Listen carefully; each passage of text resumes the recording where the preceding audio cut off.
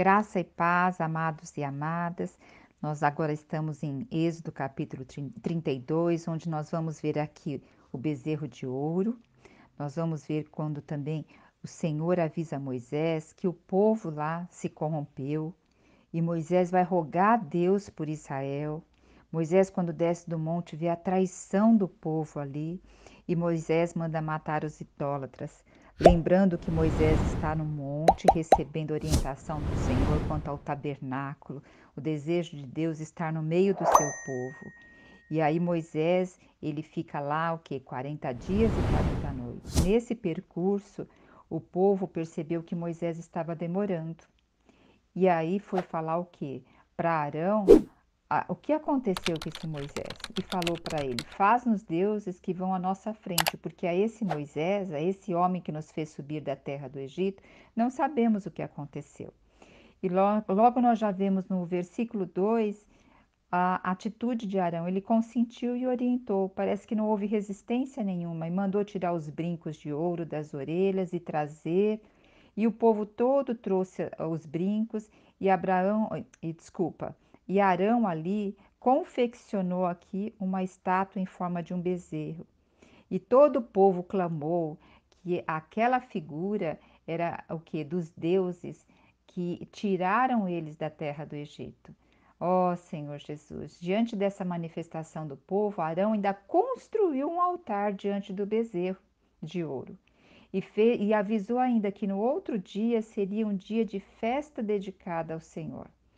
Então, no outro dia, o povo levantou bem cedo, ofereceu holocausto, trouxeram sacrifício de comunhão e comeram, beberam, levantaram para se divertir. Então, nós vimos aqui do capítulo 1 ao capítulo 6, fazer um pouco de comentário sobre essa parte, né? Então, o povo percebeu o quê? Que Moisés estava demorando, devia estar passando várias coisas na cabeça dele. Ah, será que Moisés está vivo mesmo? Lá, o frio, como que vai ser? Será que ele isso, ele aquilo? Então, o que nós fazemos quando as coisas demoram a acontecer na nossa vida? Então, isso vale para uma reflexão nossa, né?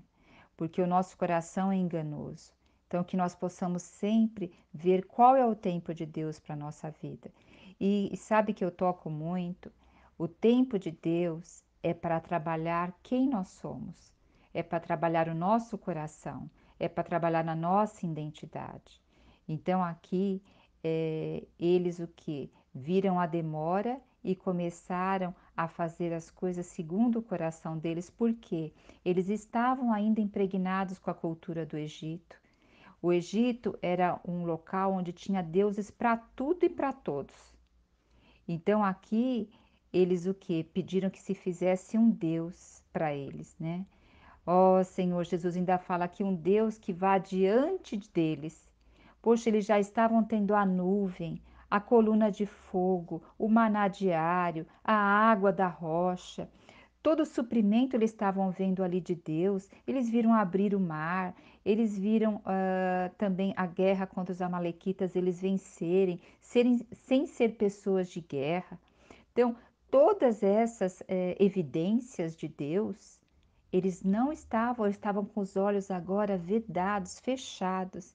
E eles dizem assim: quanto a esse Moisés, é um desprezo, uma forma de desprezar. E outra coisa, eles estavam focando em quem? Em Moisés e não no Deus de Moisés. Então, também nós temos uma tendência a olhar para os homens, a olhar para aqueles que estão na direção da igreja, a olhar aqueles que conhecem mais, estão mais tempo andando na presença de Deus. E aí nós o que? Nos focamos neles em vez de focar em Deus. Quantas pessoas muitas vezes, ou até líderes cristãos, pecaram ou até saíram da presença de Deus e com isso várias outras pessoas pecaram juntos. Por quê? Porque estavam olhando para o homem, estavam olhando para a pessoa e não olhando para Deus. Então Deus não quer que nós olhemos para ninguém e simplesmente para Ele. Agora nós também vemos algo aqui que quando pressionaram Arão, a gente viu que não houve resistência de Arão, ele consentiu. Isso também tem que nos assustar, porque veja só, Arão era irmão de Moisés, o irmão mais velho, e ele foi boca por Moisés. Lembra que Moisés falou ao Senhor que não sabia falar, que tinha a língua pesada? Então, quem falava por Moisés, ali na presença de Faraó, na presença do povo, era Arão. Isso não garantiu que Arão fosse fiel e nem que ele não cedesse à pressão do povo. Porque provavelmente Arão ali estava com medo do povo, também estava preocupado com o seu status perante o povo. Então, olha só como o nosso coração é extremamente corrupto e enganoso. Conforme eu estava lendo essa passagem, em vários momentos eu parei. Falei, Senhor, guarda meu coração, para que eu não venha pecar contra ti. Sabe, a gente olha, é tão fácil olhar aqui a história e condenar, criticar, mas eu, cada vez que eu vejo isso, eu percebo que meu coração não é longe deles.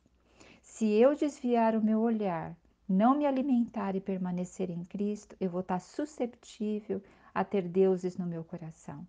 Hoje, talvez a gente não tenha bezerros de ouro, mas tudo aquilo que está no nosso coração, que é maior do que Deus, é um ídolo.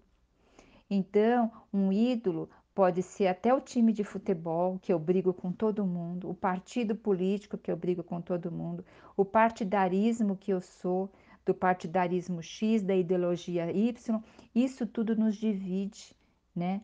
E isso vai roubando o nosso coração.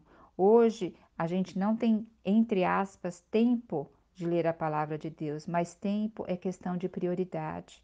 Mas a gente tem tempo para ficar em redes sociais, assistir uma novela, assistir uma série, tempos para ficar conversando, mas tudo vai o que? Nosso coração ele se inclina para aquilo que nos agrada e nos dá prazer momentâneo.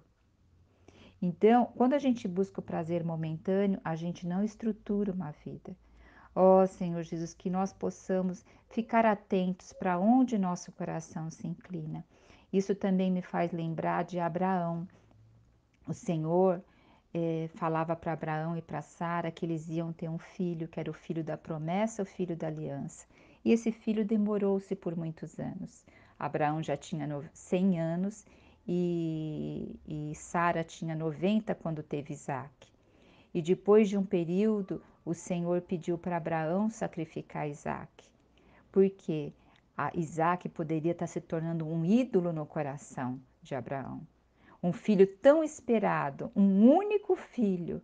Olha a preocupação com um único filho tão esperado, o amor que tinha, o medo que tinha sobre aquela vida. E o Senhor o que? Ali verificou quem era maior no coração de Abraão. Era Isaac ou era o Deus? Então o Senhor, ele toda hora vai o que? Nos alertar quanto a isso. Então, que nós tenhamos esse cuidado, que ninguém possa se colocar maior do que Deus na nossa vida. E sabe que também problemas, muitas vezes os problemas nós colocamos eles maiores do que Deus na nossa vida. Muitas vezes nós giramos em volta do nosso problema. Nós andamos dia e noite em volta da nossa preocupação e da nossa angústia, deixando que ele também seja maior do que Deus. Nós devemos declarar aos nossos problemas a palavra de Deus. Quem é Deus? Quem somos nós na presença dele? Oh, que Deus guarde o nosso coração, né? Então aqui também nós vemos o quê? Que quando Moisés... Ah, outra coisa. O povo, eles já tinham recebido os 10 mandamentos de uma forma quando oral.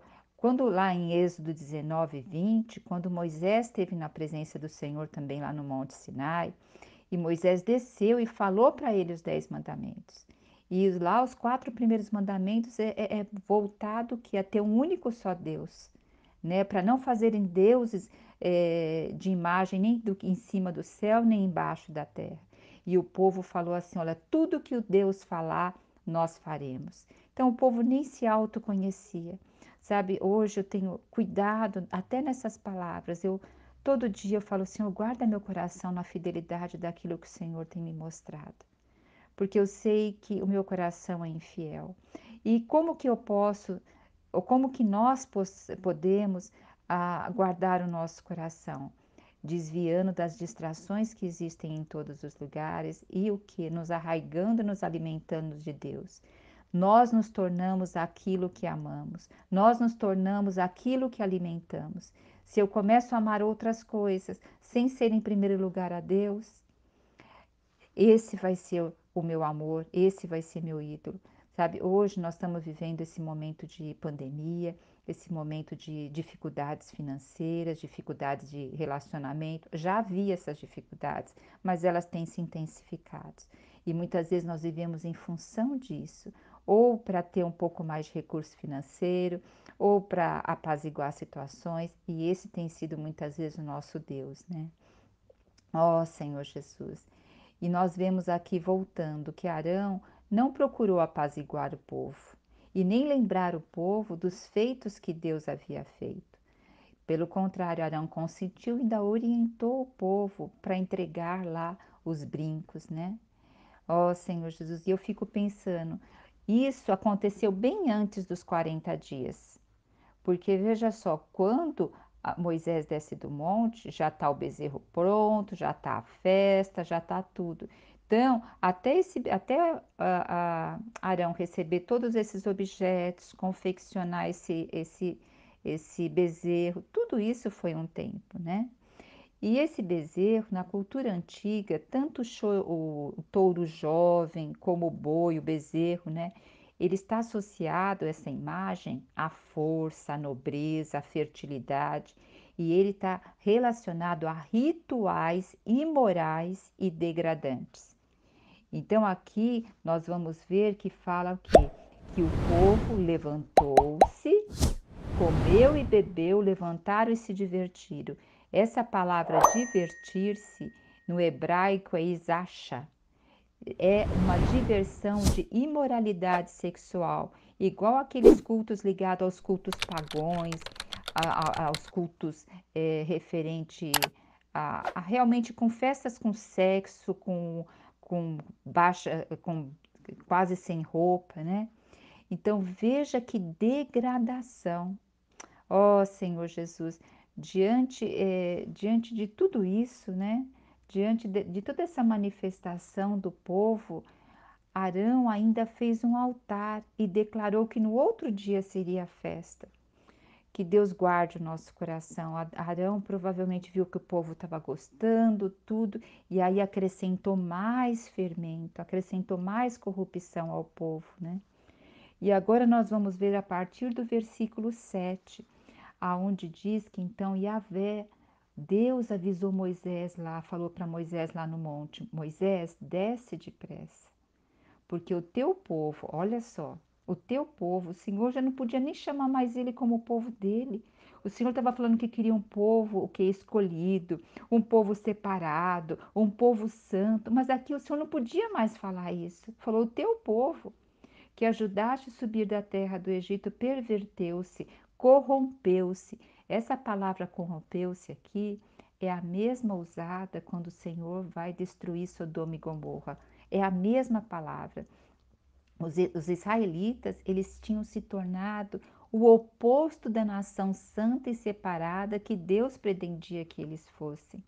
E o Senhor ainda fala para Moisés, fala, Moisés, com facilidade e rapidez, esse povo desviou do caminho e fizeram para eles um bezerro de metal, e estão oferecendo louvores, sacrifícios e proclamando em alta voz que aquele bezerro é o Deus que tirou eles do Egito.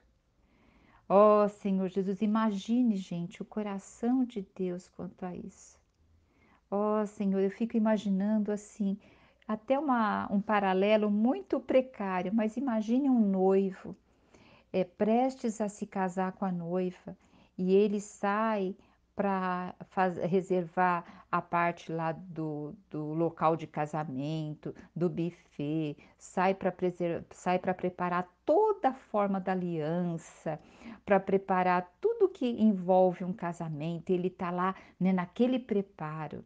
E enquanto isso, a sua noiva está se corrompendo e se prostituindo com outros homens. Então imagine a dor do coração de Deus, é inigualável. Nosso Deus, ele teve uma dor muito grande aqui. E aí, e vendo tudo os israelitas estavam fazendo, e Deus fala assim: eu observo esse povo, e eis que é um povo de dura cerviz e teimoso.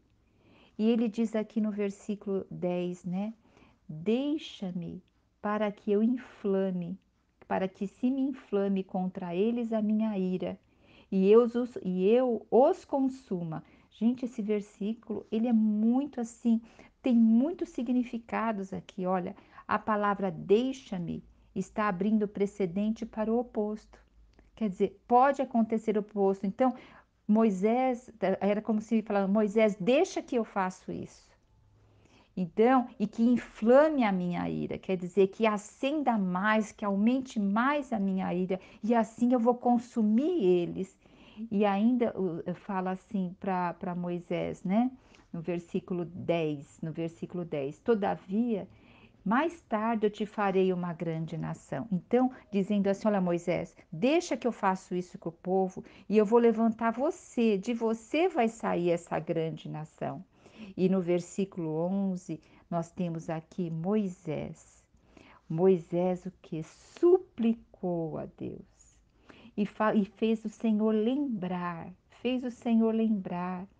que os egípcios iam blasfemar contra Deus, exclamando: foi com intenção maligna que ele os fez sair da terra do Egito para exterminá-los da face da terra.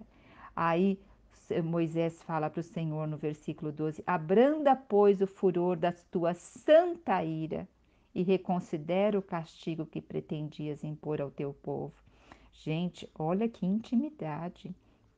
Aí Moisés ainda faz o Senhor lembrar: recorda-te do teu servo Abraão, Isaque e Israel, aos quais juraste por ti mesmo que multiplicaria a vossa descendência como as estrelas do céu, e a terra vos prometi, dá-lhe-eis vossos filhos que hão de possuir para sempre. E aí o que aconteceu? Sucedeu que o Senhor o que se voltou e reviu aquilo que estava no seu coração.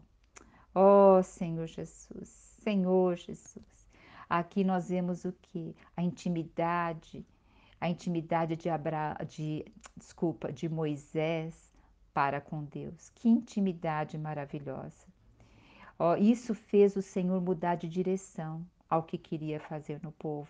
Nós vemos a Moisés aqui como o intercessor do povo. Ele se pôs na frente da ira.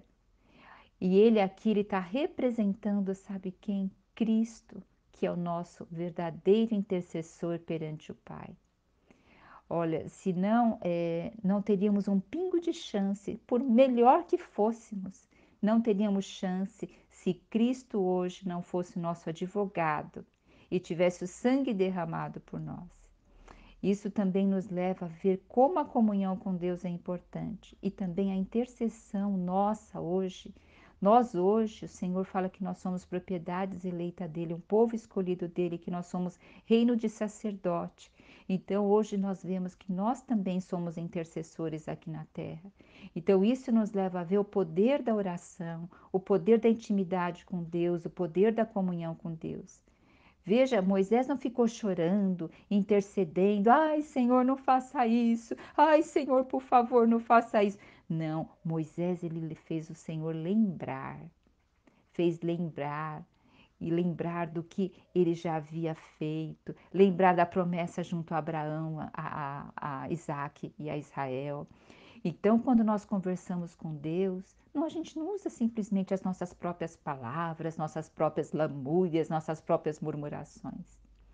Mas nós, a partir do momento que nós vamos tendo intimidade com Deus, nós vamos conhecendo o coração de Deus por meio da sua palavra, por meio da comunhão. E aí nós pegamos a palavra de Deus e oramos a palavra de Deus. E assim nós vamos conhecendo mais a Deus. Porque Deus nos deixou um legado, gente. O legado é a palavra dele. É isso que nós estamos fazendo aqui, que nós estamos lendo agora, conhecendo o coração de Deus. Nós estamos conhecendo o coração de Deus para ter intimidade com Deus segundo o seu coração e não segundo o nosso coração. Que coisa maravilhosa, né? E aqui, a partir do versículo 15 até o versículo 24, nós vamos ver o que? Moisés, no momento que ele desce do monte. Então, a hora que Moisés desce do monte, ele está o quê? Segurando as duas placas de pedra, né? Com os mandamentos escritos dos dois lados da pedra. Então, ele está descendo com a lei, com a tábua da lei, a tábua da aliança, obras do dedo de Deus, escrita por Deus, gravada nessa pedra. E quem estava ali com ele? Josué. Josué não foi até o monte, mas Josué sempre ficava próximo, ficou ali no ao pé do monte. E quando Moisés vê Josué, Josué fala assim: Olha, tá ouvindo esses barulhos? Vem lá do nosso povo. Há um barulho de guerra no acampamento. Aí Moisés diz assim: Não é canto de vitória nem canto de lamento. Todavia ouço canções. E quando Moisés se aproxima do acampamento, ali no sopé da montanha, imagina essa cena, gente. Ó Senhor Jesus!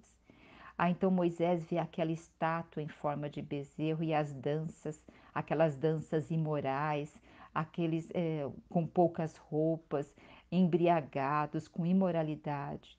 E o que que aconteceu? Moisés irou-se profundamente. Porque Moisés, quando Deus estava falando para Moisés, Moisés imaginou uma coisa, mas agora Moisés está vendo o que está acontecendo. E olha como Moisés irou-se profundamente, de tal forma que ele espatifou as pedras no chão, ele jogou a aliança ali, que o Senhor tinha escrito com os dedos dele no chão, de tal forma que ele ficou irado. E ele pegou o bezerro de ouro que havia confeccionado Arão e destruiu no fogo, e triturou até reduzi-lo em pó miúdo, e fez o quê? Eles beberem daquilo. Falando assim: olha, o Deus que vocês construíram agora está dentro de vocês. E sabe o que vai acontecer? Vai sair para lugares escusos de vocês, vai sair por meio das fezes de vocês, por meio da urina de vocês. É isso que o Deus que vocês constroem faz. Eles vão para meios escusos. Ó Senhor Jesus, então Moisés aí foi falar com Arão. Arão, que exigência que esse povo te fez para você fazer tão horrível pecado? Não fala pecado, não, fala tão horrível pecado. E aí Arão responde: ó meu senhor, não te enfureças contra mim, não fica bravo comigo, não. Tu sabes que esse povo é inclinado à prática do mal. E caçoaram de mim, e alegaram para mim, falaram para mim: fazes deuses que vão adiante de nós, porque não sabemos o que aconteceu com esse homem Moisés. Então lhes disse: Quem tiver ouro, traga-me. E eu lancei-o no fogo e saiu o bezerro. Parece que tudo foi tão simples assim, né? Isso, sabe, nos remete, quando a gente vê o Arão falando dessa forma, nos faz lembrar do jardim do Éden, né? Quando eles comeram da árvore do conhecimento do bem e do mal, e o Senhor vai perguntar para Adão. E Adão o quê? Não assume a responsabilidade e coloca ali na mulher. E o que? Ele não assume aquilo que Deus havia falado para ele. Nós vemos aqui também. Arão, ele não assume a responsabilidade. Ele fala que o povo é difícil, que o povo não é fácil. Então, ele foi incitado pelo povo e aí ele lançou lá no fogo e saiu o bezerro de ouro. Parece até história de criança, né? Nós não vemos aqui um coração de arrependimento de Arão. Ó Senhor Jesus, sabe, ninguém gosta de ser confrontado com os seus pecados. Acredito que todos nós já passamos por isso, de alguém chegar e nos confrontar com uma falha nossa. A primeira reação nossa é se esquivar dessa falha, é não assumir a responsabilidade, ficar irritado, falar de outras maneiras, mas o Senhor, o Senhor, ele deseja que nós o que confessemos os nossos pecados, e não é assim, ó Senhor, perdoa os meus pecados. O Senhor quer coisas explícitas. O Senhor quer saber explicitamente de nós aquilo que nós estamos pedindo, perdão dos nossos pecados.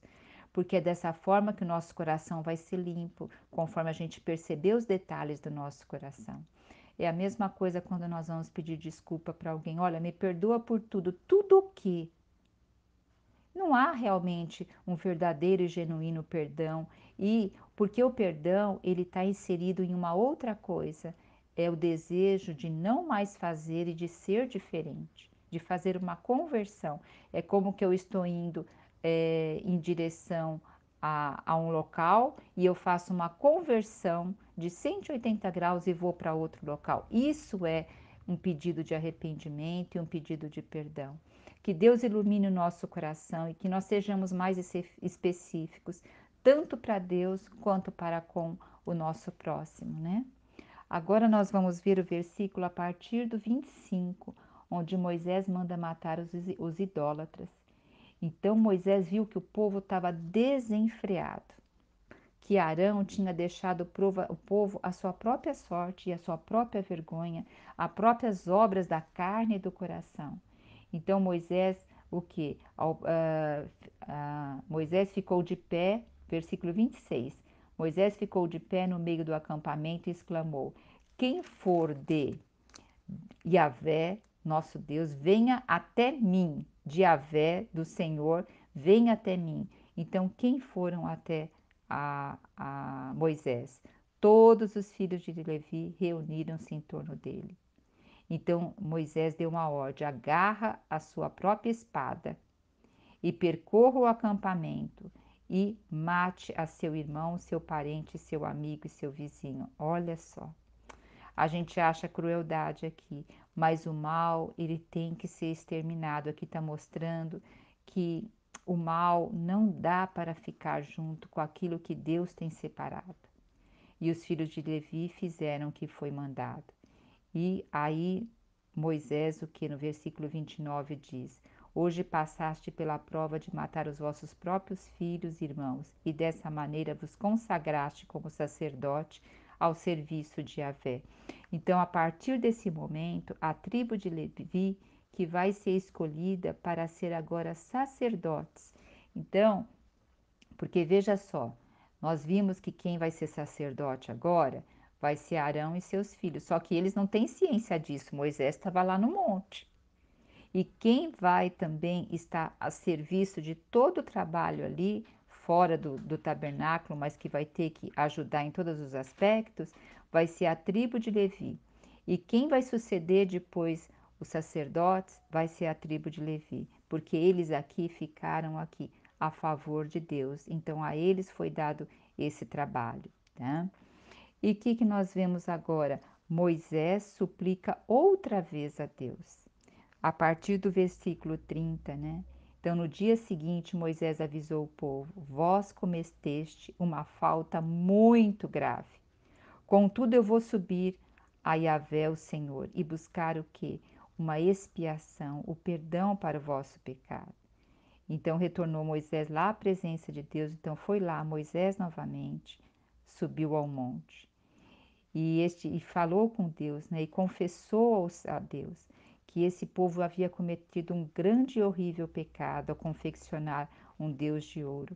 E aí Moisés falou: Eu rogo a tua misericórdia, Deus, que lhe perdoes o pecado desse povo. Caso contrário, risca-me, rogo-te do teu livro sagrado que escreveste. Olha só, Moisés colocou a vida dele a favor do povo. Olha que coração de intercessor. Mas Deus nunca poderia aceitar a Moisés. Sabe por quê? Moisés era imperfeito e carnal como todos nós. Somente de um Deus pôde aceitar que se colocasse à frente do povo. Sabe quem foi? Jesus Cristo, o homem perfeito. Então, somente ele poderia se colocar na frente e sofrer pelos nossos pecados. E hoje nós temos ele como nosso intercessor eterno. E aqui no versículo 33, o Senhor responde a Moisés e diz: Sim, de fato eu vou riscar do meu livro todo aquele que pecar contra mim. Sabe, amadas e amados, ó Senhor Jesus, nós temos aqui o quê? Que nós temos que ter um coração fora de ídolos, um coração que ame a Deus, porque senão nós não estaremos na presença de Deus para sempre, né? Depois nós vemos aqui, versículo 34, o Senhor falando: Vai, pois, agora e conduze o povo para onde eu te orientei. Eu vou mandar o meu anjo que irá diante de ti. Entretanto, quando chegar no momento de punir o povo, eu os punirei severamente pelos pecados cometidos. E olha o último versículo desse capítulo.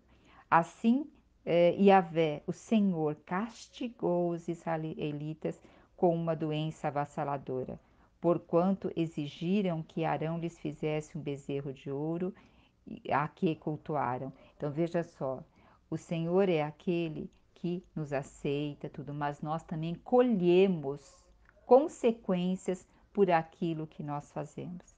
Então aqui o Senhor o quê? Não matou o restante do povo, não riscou eles do livro da vida, mas o Senhor permitiu que viesse uma doença avassaladora, porque muitas vezes nós só vamos dar valor ao que temos quando perdemos o que temos. Então aqui eles iam perder o que é a saúde no aspecto dessa doença avassaladora, para poder olhar para Deus e clamar a Deus. Que essas experiências que o Senhor deixa tão claro na palavra dele, que sirva de alerta para nós. Então eu vejo que a Bíblia, ela não nega os problemas que teve, os erros dos homens. Aqui a gente vê um erro grave de Arão. O Senhor não omite na palavra dele isso, para o que que sirva de alerta e orientação a nós, e que mostre também o plano de Deus e a misericórdia dele, que é fiel e permanente. Jesus Cristo é o nosso Senhor. Graça e paz, amadas e amados. Essa é uma palavra adicional, porque assim, nós sabemos que tem muitos detalhes sobre o tabernáculo, a roupa dos sacerdotes, a forma de fazer o holocausto, né? A forma do unguento, da unção.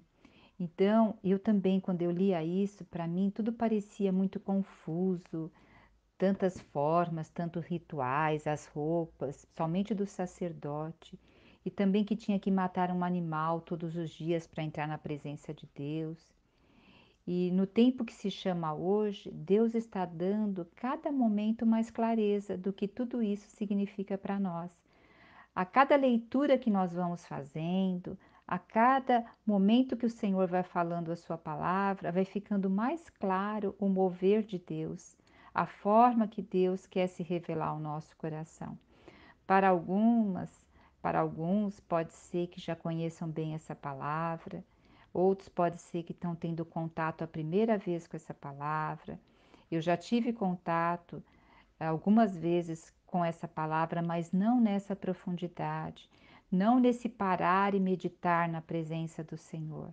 Então, para mim, parece que o Senhor está desvendando, abrindo o céu de forma diferente, né? E tudo isso, sabe que nos faz lembrar também? Nos faz lembrar o Jardim do Éden. Lá o Senhor estava com o homem, e o homem estava com Deus. Então o Jardim do Éden era o tabernáculo onde Deus podia constantemente estar com o homem, se encontrar com o homem. Mas veja, quando o homem pecou, a primeira coisa que aconteceu foi o quê? Os olhos deles se abriram e eles viram que estavam nus. Ali eles perderam, naquele momento, o olhar singelo da pureza de Cristo.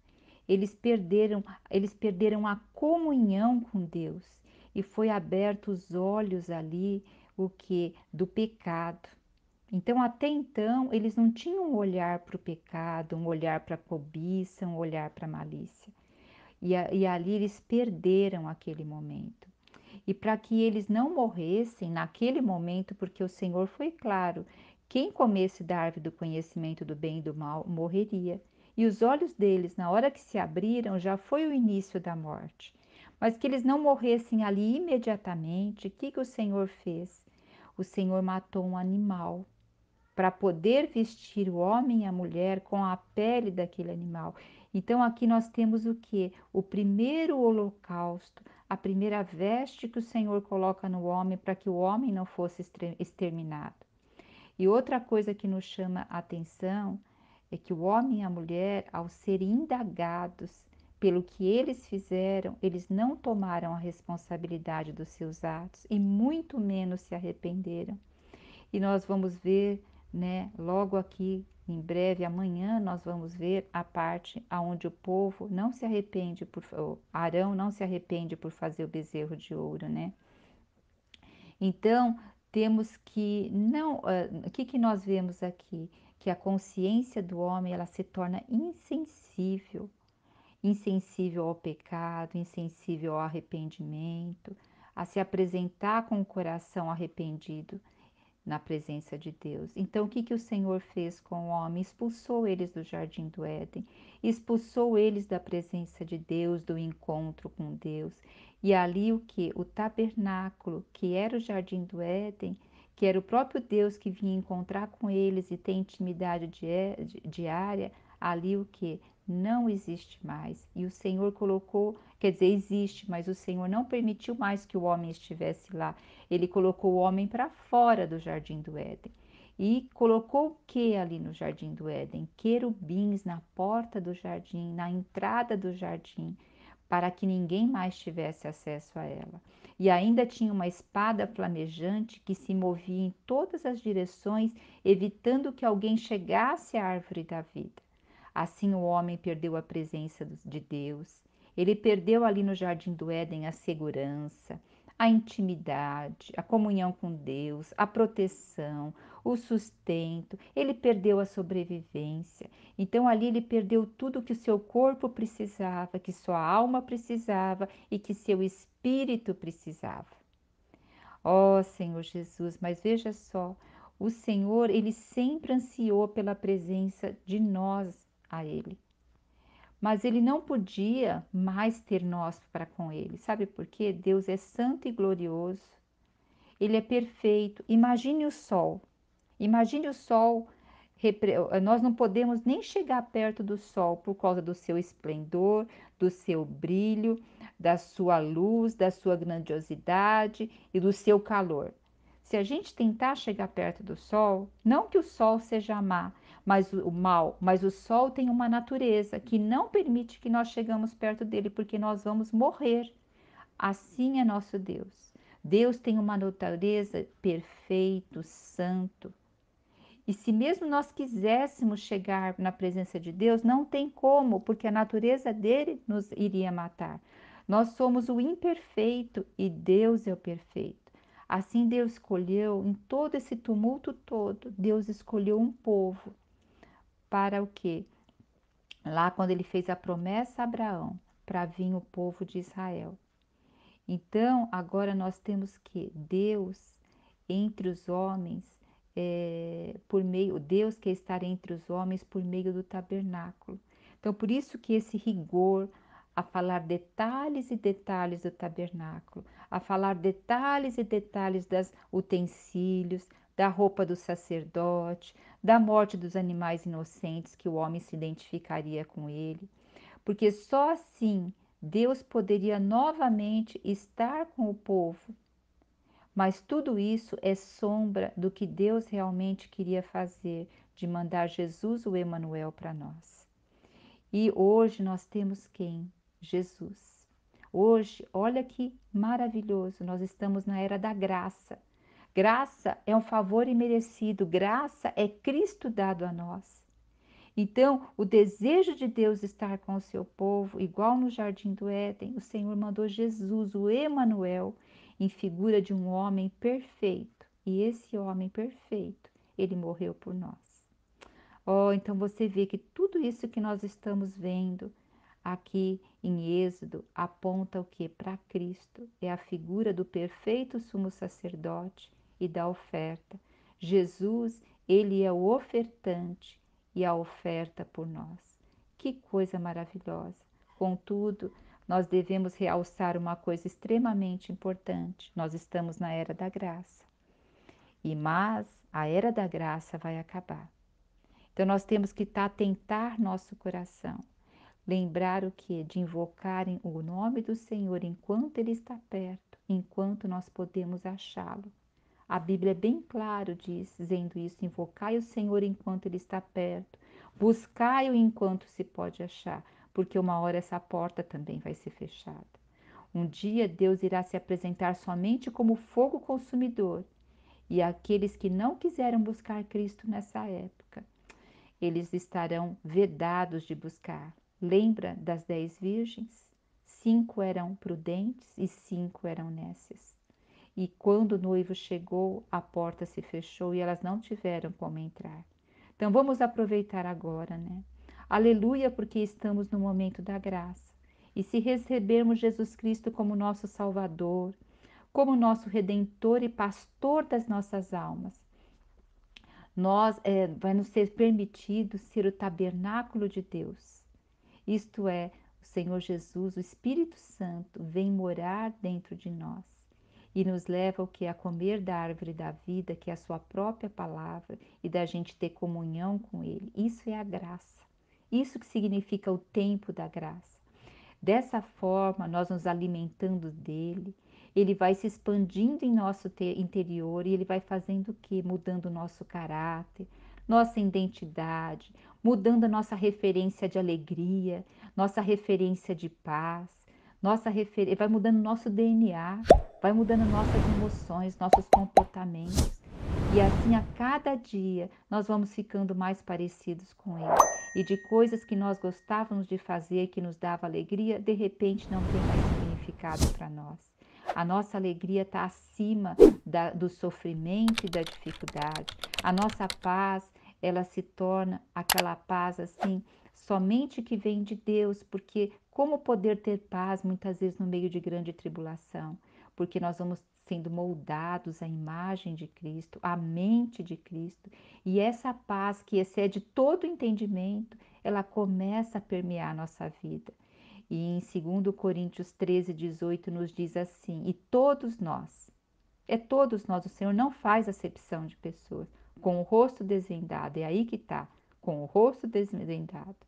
Com o rosto desvendado das coisas que estão cobrindo hoje a nossa vida de olhar para Deus, né?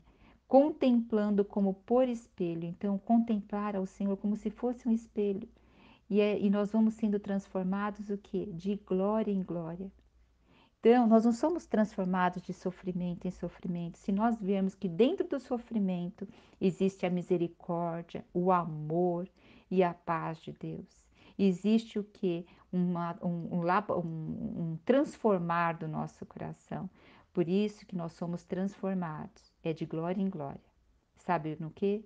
Na sua própria imagem, na própria imagem do Senhor, como pelo Senhor o Espírito. Então, que não fiquemos ansiosos se nós estamos entendendo tudo que está sendo falado do tabernáculo. Eu também não entendo a grande parte, mas tenha esse sentimento que hoje o Senhor tabernaculou entre nós e deseja estar dentro do nosso espírito e se expandindo para a nossa alma e para o nosso corpo. Jesus Cristo é o nosso Senhor. Você já se viu sobrecarregada por pensamentos negativos e ansiedade? Deseja encontrar uma maneira de viver com confiança e proteção? No Salmo 23, escondem segredos poderosos que podem mudar a maneira como você enxerga a vida. Nesta aula, você vai descobrir esses segredos e aprender a viver com confiança, deixando para trás os pensamentos negativos que minam a sua felicidade. Com a sabedoria do Salmo 23, você aprenderá práticas e princípios que ajudarão a livrar-se da ansiedade e encontrará orientação para experimentar uma proteção duradoura e encontrar paz interior. Comece a transformar sua vida hoje mesmo. Entre no grupo para acessar a aula gratuitamente e venha descobrir a verdadeira confiança e proteção que você merece.